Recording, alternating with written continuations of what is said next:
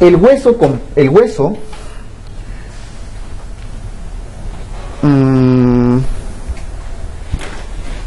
en su misma lámina, al costado de esta imagen, tienen esta, ¿no? Veamos por esto. La osificación endocondral, antes de hablar del hueso compacto y esto. En esta lámina está la endocondral y en la siguiente está la intramembranosa, ¿ya? La osificación endocondral, entonces, típico, como están viendo acá, de huesos largos, sigue 4 etapas. Estas son las 4 etapas que deben recordar de la osificación, ¿ya? Entonces se puede preguntar, ¿ah? Empezamos arriba, a la derecha, en la parte superior. Este es el primer momento. La formación de cartílago de reserva. Aquí, en esta etapa, en el extremo del hueso, ¿qué cosa hay? Condroblastos, condrocitos, aislados, como ven, ¿no? Separados, cada uno haciendo su vida, ¿sí? A medida que se van acercando a la zona de osificación, viene el número 2, ¿cuál es el nombre? Cartílago seriado. Los condrocitos se empiezan a juntar, a apilar uno encima de otro, generalmente de a dos, en cadenas. Eso recibe un nombre, un patrón de monedas apiladas, o pila de monedas. En el número 2, abajo pónganle monedas apiladas. Primero así de a dos en dos, y luego se van agrupando cada vez más. Estos condrocitos pasan al número 3, al tercer nivel, donde ven que ya están más grandes y se van agrupando cada vez más. ¿Cómo se llama eso? Cartílago hipertrofiado, ¿ya? Entonces, el cartílago en el centro de osificación, vean, al inicio es cartílago, como ven, un cartílago aislado, cartílago de reserva. Luego empieza a juntarse, se llama cartílago seriado, y luego se hipertrofia y se junta cada vez más. Entre estos puntos de unión, vean que hay un grupo de condrocitos, ven que entre cada uno de esos grupos hay espacios, ¿no es cierto? Diríamos en blanco, pero en realidad es en lila, ¿no? En la tinción de hematoxilina y eosina. Pero ya esos espacios así vacíos se empieza a calcificar. Y esa calcificación, porque están vacíos, esa calcificación empieza a generar el estímulo para que los condrocitos terminen transformándose o dando lugar a los osteocitos, ¿ya? Y finalmente ya se forma el hueso completamente sano, completamente en la zona osificada. Aquí está con espacios así morados, porque en la tinción hematoxilina y eosina la zona esponjosa es como se ve así, ¿ya? Por sus trabéculas. ¿Ok? Listo. Entonces, lo que estábamos mencionando de la osificación endocondral, que es típico de los huesos largos, sigue estas 4 fases: cartílago de reserva, cartílago seriado, hipertrofia del cartílago y calcificación del cartílago y osificación. Esto es el proceso de la osificación endocondral, ya que pasa en todos los huesos largos. En este caso el modelo suele ser una falange chiquitita de los deditos, ¿ya? Listo. ¿Y cuál era el otro tipo de osificación? La intramembranosa. ¿En qué cartílagos, en qué huesos ocurre? En huesos planos. En huesos planos. Aquí no hay cartílago, simplemente del mesénquima pasa de frente a formarse osteocitos, ¿no? Aquí en esta lámina básicamente van a ver tejido mesenquimatoso. En realidad el tejido mesenquimatoso está rodeando el periósteo, ¿ya? Este es un cráneo, ¿no? Este es un corte de hueso cráneo con la piel hacia afuera. Por eso que se ve abundante cantidad de folículos pilosos en la imagen de este lado. Esta es la piel con sus folículos pilosos y este es el huesito, con su periósteo, su endósteo y por dentro todas sus trabéculas, ¿no es cierto? Aquí no hay cartílago. De frente del mesénquima que suele estar en el periósteo, se convierten en huesito para dar origen al hueso. ¿Estamos? También se le llama a esta osificación intramembranosa, también se le llama osificación directa, porque pasa de frente, de mesénquima a hueso. Y a la osificación endocondral también se le llama osificación indirecta, porque sí tiene que pasar por un proceso de cartilaginización. ¿Estamos? Muy bien. Sea cual fuere el proceso de osificación, finalmente van a tener la estructura histológica de todo hueso va a ser esta que estamos viendo acá. Veamos primero la imagen del medio, ¿ya? La segunda imagen.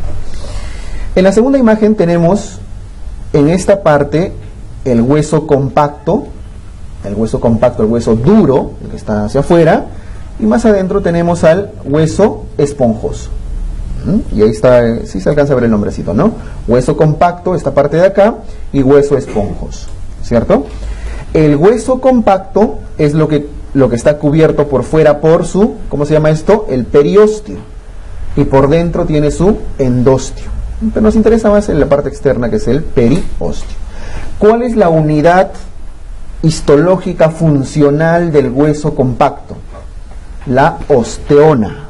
Ese nombre deben tenerlo claro. ¿Saben cuáles son las osteonas?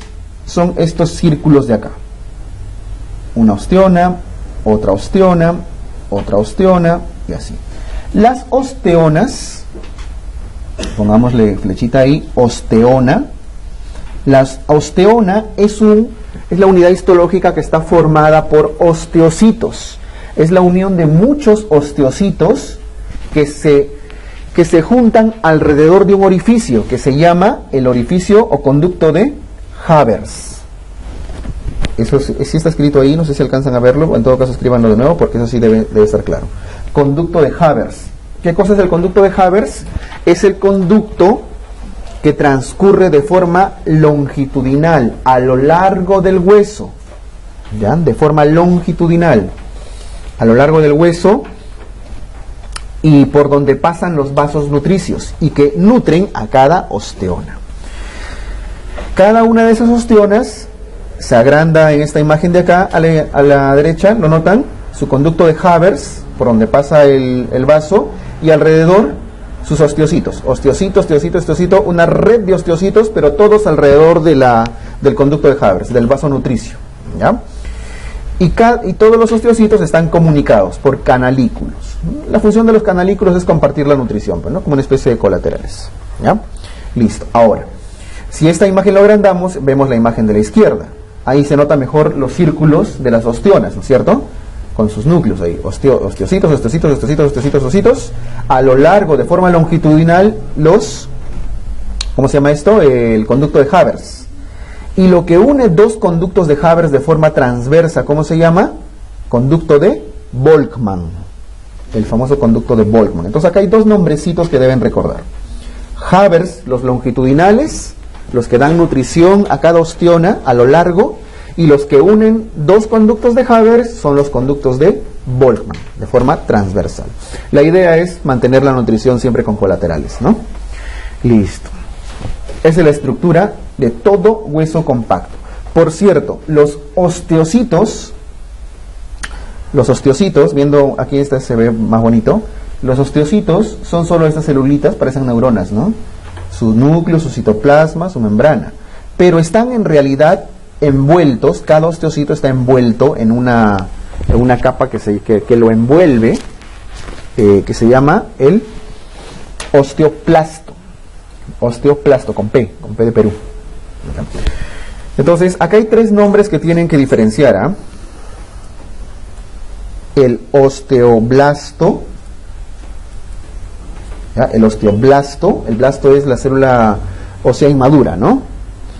Tienen que diferenciarlo del osteocito, que es la célula ósea madura, y tienen que diferenciarlo del osteoplasto. El osteoplasto no es una célula, es una membrana que envuelve a los osteocitos, que los protege, como si fuera un saco amniótico, una cosa así. Osteoplasto, con P.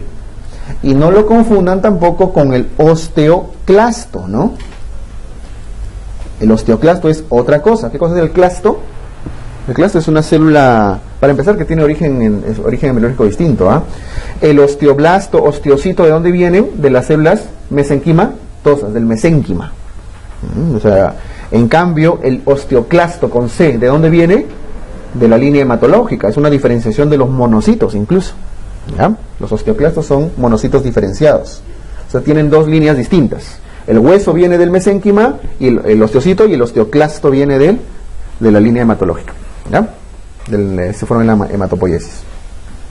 O sea, viene desde la médula incluso. Ya está. Entonces, al corte histológico, un huesito sobre todo la parte compacta, se ve así. Y en la parte esponjosa no hay ostionas, ¿no? ¿Cuál es la unidad anátomo-funcional del hueso esponjoso? Porque del compacto era la ostiona, ¿no? En el hueso esponjoso su unidad es la trabécula, ¿no? Las trabéculas. Es la unidad histológica funcional. ¿Ya? Listo. Y finalmente todo cubierto por periósteo. Periósteo. Listo. Entonces, tenemos claro las dos formas de osificación, ¿verdad? La endocondral para huesos largos, la intramembranosa para huesos planos. Tenemos claro cómo se osifica, la endocondral, que es la más común, la que más nos interesa, y las 4 fases que sigue histológicamente, finalmente al corte cuáles son sus unidades, ¿cierto? Ya acuérdense, definitivamente si algo les preguntan de esta partecita, sobre todo por el conducto de Havers o de Boltzmann, que son lo más famoso. ¿Estamos bien? Ya está. Su Glasgow, todos.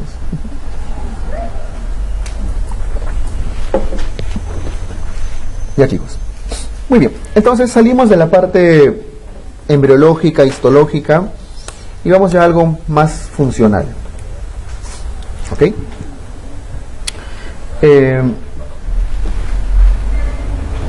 Las articulaciones. ¿Ya?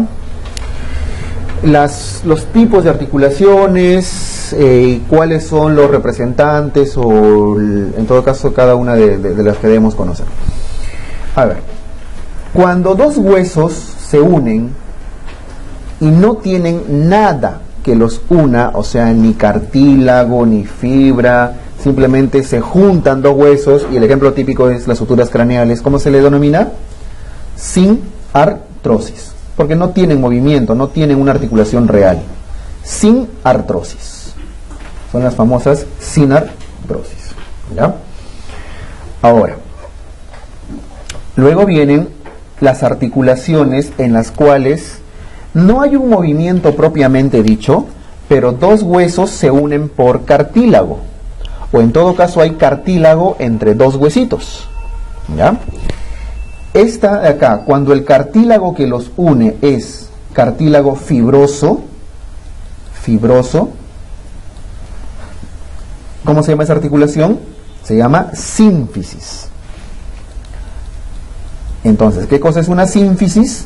Un cartílago, la unión de dos huesos en la cual están unidos por cartílago de tipo fibroso, que no es un cartílago muy duro, ¿cierto? ¿Cuál es el cartílago más duro que hay? El hialino. Y por cierto, cuando lo que los une es cartílago hialino, porque sí puede darse el caso, sobre todo en los centros de osificación, es cartílago hialino, hemos dicho, ¿no? Todo nace con cartílago hialino. Eso se llama sincondrosis. La sincondrosis. Entonces, existen las sínfisis, que son cartílago fibroso, como la sínfisis del pubis, como la sínfisis entre las vértebras, que son articulaciones sinficiarias. Y está en sincondrosis cuando es cartílago hialino, lo que une dos huesitos o dos centros de osificación. Y existen, lo que está abajo, las diartrosis, las que son articulaciones reales, o sea, las que tienen movimientos completos. Diartrosis, llamadas también articulaciones sinoviales. ¿Ok? Listo. Entonces, existen sinartrosis, que no tienen ningún movimiento, existen sínfisis y sincondrosis, que son los que tienen cartílago, dependiendo del tipo de cartílago se diferencian, y existen las diartrosis o articulaciones sinoviales, que son estructuras, ¿no?, en las cuales dos huesos se unen y tienen movimientos amplios, movimientos reales. Ahora, las diartrosis o articulaciones sinoviales se subdividen en todo lo que está a la derecha, ¿ya? Todas estas. Existen articulaciones, por ejemplo, ¿cómo se llama esta primera articulación? Le pongo un número 1 arriba, por el tipo de movimiento. Existen articulaciones en pivot, o sea, giran sobre un eje, ¿sí? Ven un tubito dentro y por fuera un círculo que le está dando la vuelta, ¿no es cierto? Articulaciones en pivot o articulaciones trocoides se le llama, pivot o trocoides. ¿Ya? pivot o trocoides. El ejemplo clásico es lo que está señalando la flechita, la articulación entre el atlas y el axis, perdón, entre el atlas y el axis, entre la primera y segunda vértebras cervicales. El atlas es la primera y el axis es la segunda, ¿no? Entonces, el atlas hace las veces de esta imagen de acá que estoy mostrando. El atlas envuelve a la apófisis del axis y gira sobre el axis. Eso les permite decir no, ¿verdad? Les permite girar la cabecita de un lado a otro, ¿ya? ¿Dónde hay otra articulación en pivot o trocoide? Por ejemplo, entre el radio y el cúbito. Entre la cabeza del radio y la cabeza del cúbito. Entre los dos giran también una sobre... Eso les permite pronar, supinar. Gira sobre ella misma. Gira sobre un eje. Entonces, ejemplos de trocoides, la atlantoaxoidea y las radiocubitales. Entre el radio y el cúbito. Tanto en la parte proximal como en la parte distal. Ambas son. Y eso es necesario para poder hacer pronosupinación. Luego, vamos en sentido antihorario. Esta segunda, que es con número 2, ¿qué cosa es? Es una articulación, vean la imagen, es una bisagra, ¿no es cierto? Es la imagen típica de una bisagra, lo que hay en las puertas. Y las bisagras se mueven solamente en un sentido. Las puertas solamente se mueven para adelante o para atrás, ¿no? O hace flexión-extensión, por ejemplo, por poner el nombre de nuestros movimientos. Esas son articulaciones en bisagra, o llamadas también trocleares, las famosas trócleas. Las trócleas. Y la articulación troclear más famosa es la del codo, porque el codo solamente le hacen así, ¿no? Solamente podemos moverla adelante y atrás, flexión, extensión, flexión, extensión. La troclear clásica es la del codo, específicamente entre el húmero y el cúbito, la húmero cubital, la húmero cubital, ¿ya? Me adelanto un ratito en las imágenes solamente para que esté claro eso. Esta de acá, ¿no? Entre el húmero, aprovechando esa imagen, y el cúbito. No con el radio, solo entre el húmero y el cúbito. Esa es la tróclea, o articulación troclear en bisagra. Porque, viendo nuevamente la imagen, entre el húmero y el radio hacen otro tipo de articulación. Es una articulación elipsoide, ya también. Entonces, si se dan cuenta, el codo tiene más de una articulación, ¿no? Troclear entre el húmero y el cúbito, y elipsoide entre el húmero y el radio. ¿Bien? Listo.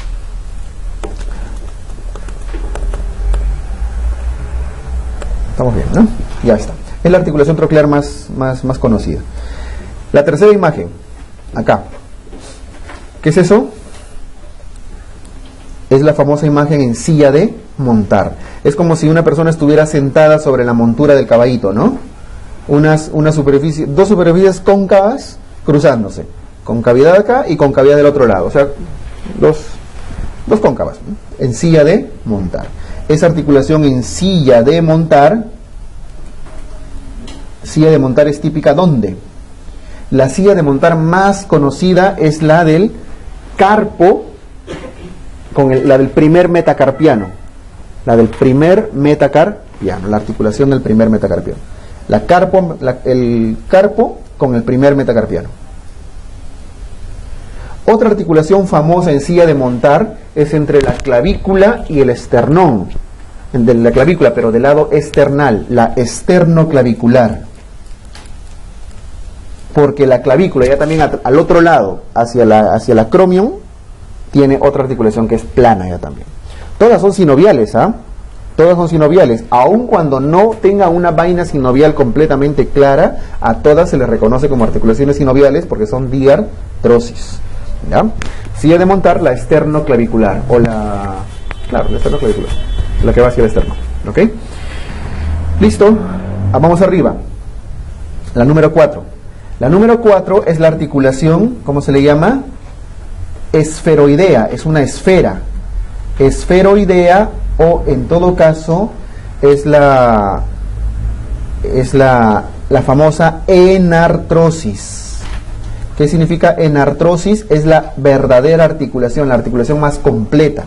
Es la que tiene el mayor rango de movimiento. Puede hacer flexión, extensión, abducción, rotación, circunducción, todos los movimientos. Y el ejemplo típico es el hombro. El hombro ustedes lo mueven para donde sea, ¿no? ¿Qué otra articulación? Y de dónde está saliendo esa flechita, la cadera. Hombro y cadera. Si somos específicos y un poco más técnicos, debería ser glenohumeral en el hombro, porque une la cavidad glenoidea de la escápula con el húmero, y en la cadera, ¿cómo se llamaría? Coxofemoral, ¿no es cierto? El hueso coxal con el fémur. Arriba húmero y abajo cadera. Son las dos únicas articulaciones enartrósicas, esferoideas que tenemos. Las que tienen más rango de movimiento, en más ejes. Entre las dos, ¿cuál predomina? ¿Cuál tiene más rango de movimiento? La del hombro, ¿no? La articulación con más rangos de movimiento es la del hombro. Listo. Bajamos un poquito. La número 5 corresponde a las articulaciones esferoideas. Perdón, disculpen, elípticas. Esferoideas era arriba. Esta es elipsoidea, son elipses. Elipsoideas o elípticas. También se le llama articulaciones condíleas. Y hace un rato vimos el ejemplo clásico, que era el del húmero con el radio, ¿no es cierto? Porque entre el húmero y cúbito, ¿qué es? Tróclea. Entonces, la húmero radial. Y hay otra más, que es de justamente donde se está mostrando el ejemplo acá. Entre el radio y el carpo. Acuérdense que el radio articula con el carpo, sobre todo con el escafoides y el semilunar, que vamos a ver en un ratito. Ya, esa articulación de la muñeca, la radiocarpiana, es elipsoidea, condílea. Por eso ustedes pueden mover la mano así en muchos rangos, ¿no? Pero nunca tanto como el hombro, aunque parece, nunca es tan amplio como el del hombro.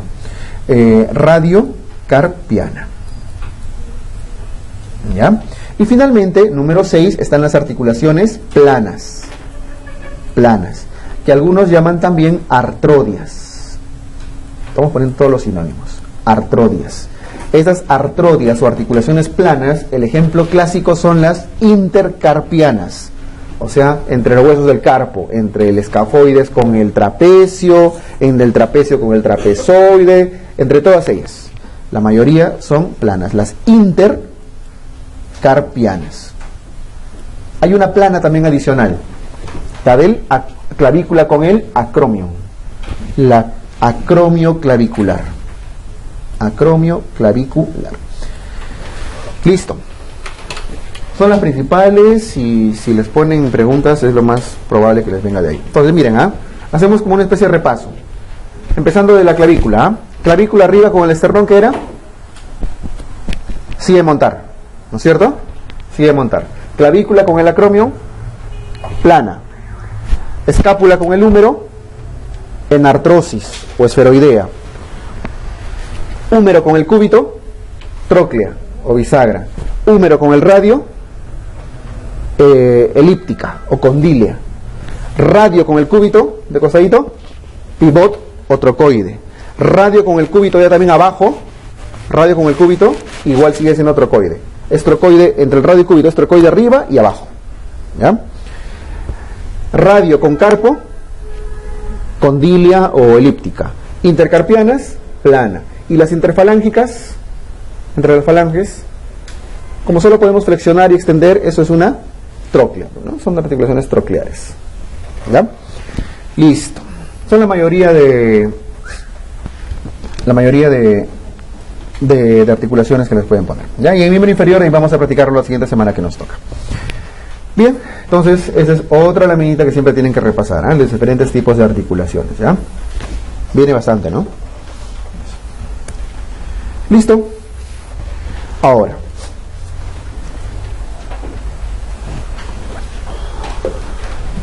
aunque esto es un poquito más semiología, igual tiene que estar claro para entender qué hace cada músculo cuando hablamos de anatomía, ¿no es cierto? Hacia dónde es el movimiento.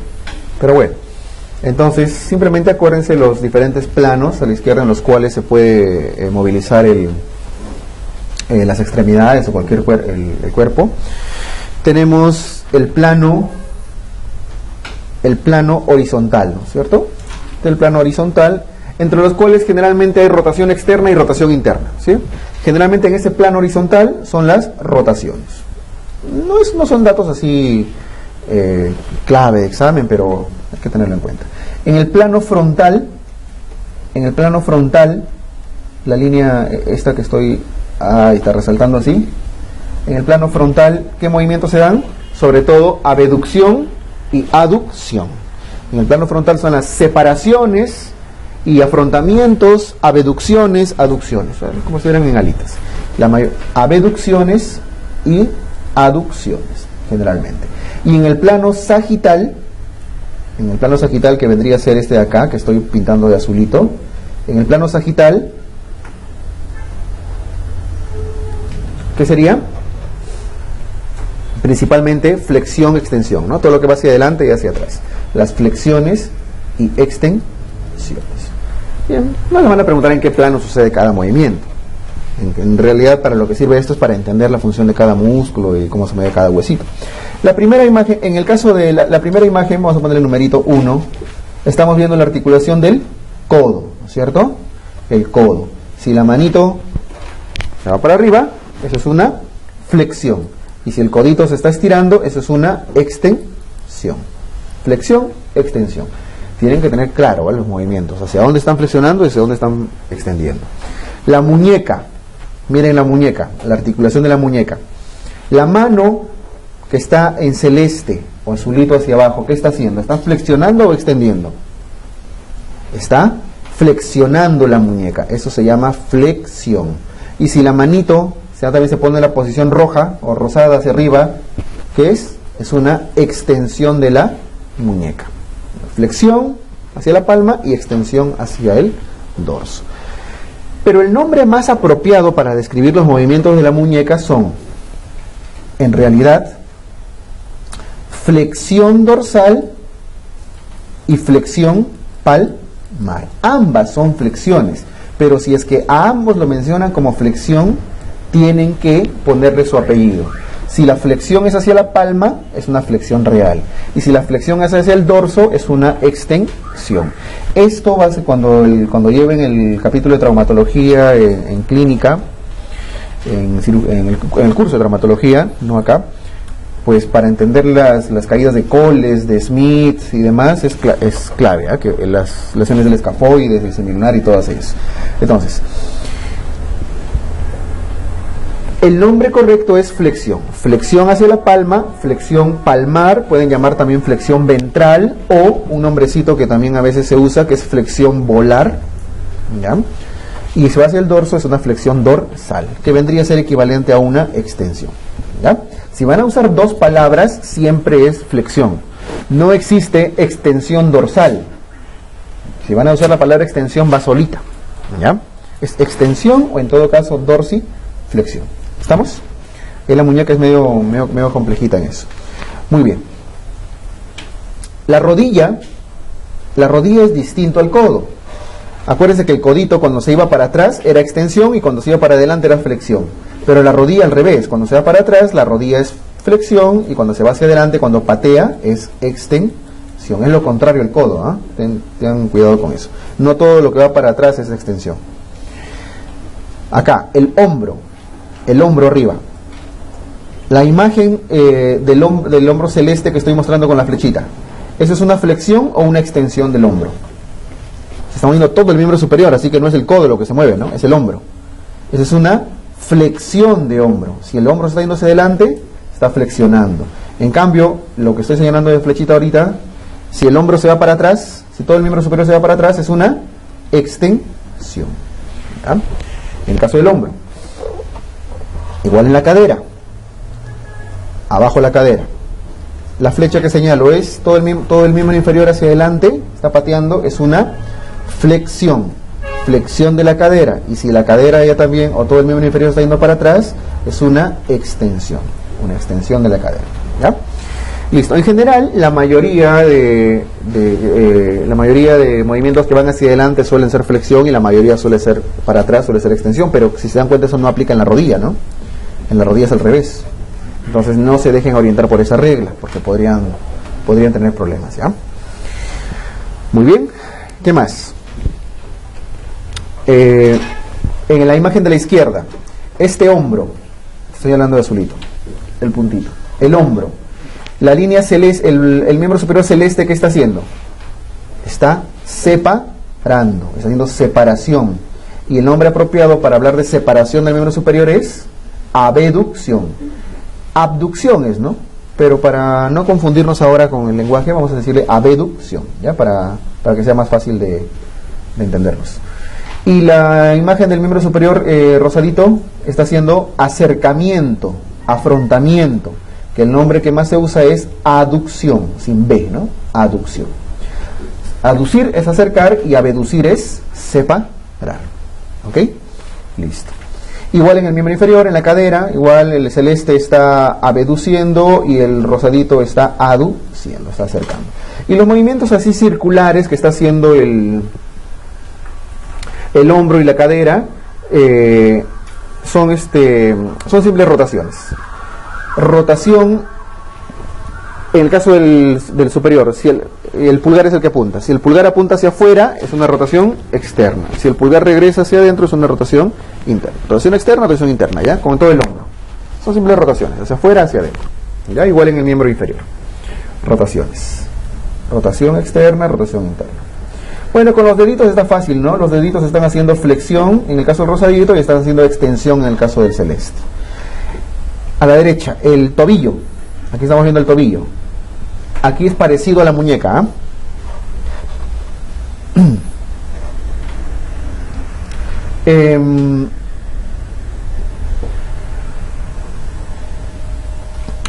Este movimiento para el nombre apropiado es flexión dorsal y flexión plantar.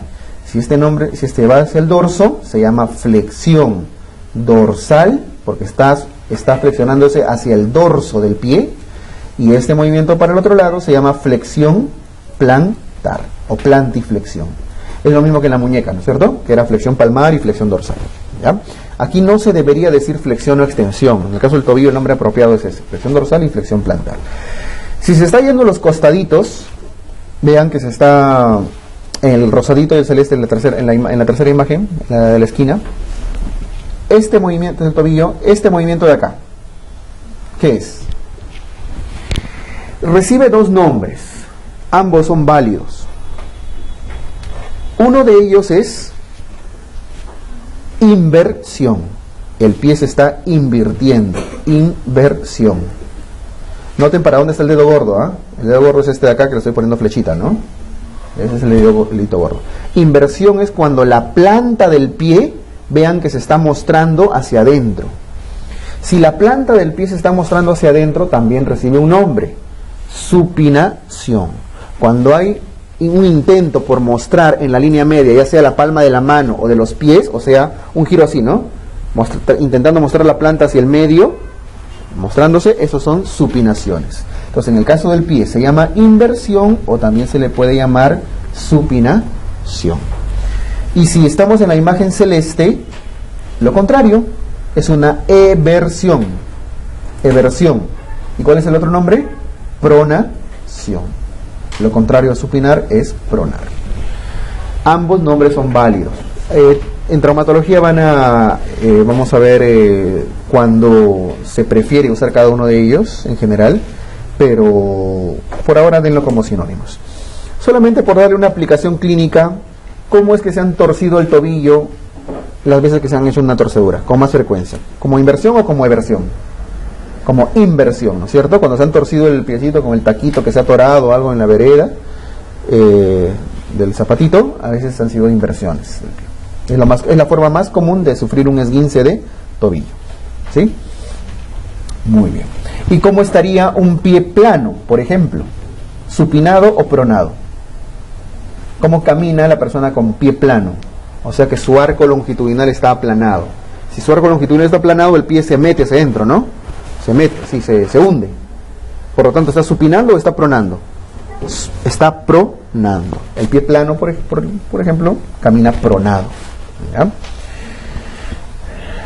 ¿Y han visto los bebitos que nacen con pie bots? ¿Sí? El pie bot, el pie sambo, el pie torcidito de los bebitos que nacen así. Es un pie supinado ya también, ¿cierto? El rosadito. Nacen torciditos hacia adentro. Entonces, estos términos lo van a ver a cada rato, ¿eh? La imagen de abajo, estábamos poniendo número, ¿no? Al final me quedé 1, 2, 3, 4, 5 la chica, 6, 7, 8, 9. La 9. La 9 es un movimiento que en este caso está haciendo la cadera, que también lo puede hacer el hombro. Está haciendo un giro completo. ¿Cómo se llama ese giro? Circunducción. Circunducción. Está diciendo, ven la flechita abajo, es un círculo completo. Pues. Digo un círculo ya sea con la mano o con el pie. Circunducción. Circunducción. ¿Cuáles son las únicas articulaciones que pueden hacer circunducción? Las enartrosis, ¿no? Hombro-cadera, las esferoideas, las esferas. Luego viene la imagen número 10, que es los giros de la palma de la mano. Cuando la palma de la mano, la posición funcional es así, ¿no? Cuando la palma de la mano está mostrándose hacia arriba, está en supinación o pronación. Si la palma está hacia arriba, es una supinación, pero si la palma la esconden, es una pronación. ¿Ya? Palma hacia el piso, con P de piso, pronado. Palma hacia el sol, con S de sol, supinado, si quieren, acuérdense, así, sol y piso, supinación, pronación, ¿ya? Claro, supinación hacia arriba, ¿no? Pronado hacia abajo. Entonces, la imagen rosadita de la número 10, rosadita, roja, ¿qué sería? ¿Supinación o pronación? Esa es una supinación porque les está mostrando la palma. Y si está escondiendo la palma, está mostrando el piso, eso es una pronación. Supinación, pronación. ¿Cuáles son las articulaciones que les permite supinar y pronar? En este caso el que supina prona es el codo, ¿ya? Principalmente el codo y la muñeca. Son las articulaciones entre el radio y el cúbito que les permite supinar, pronar.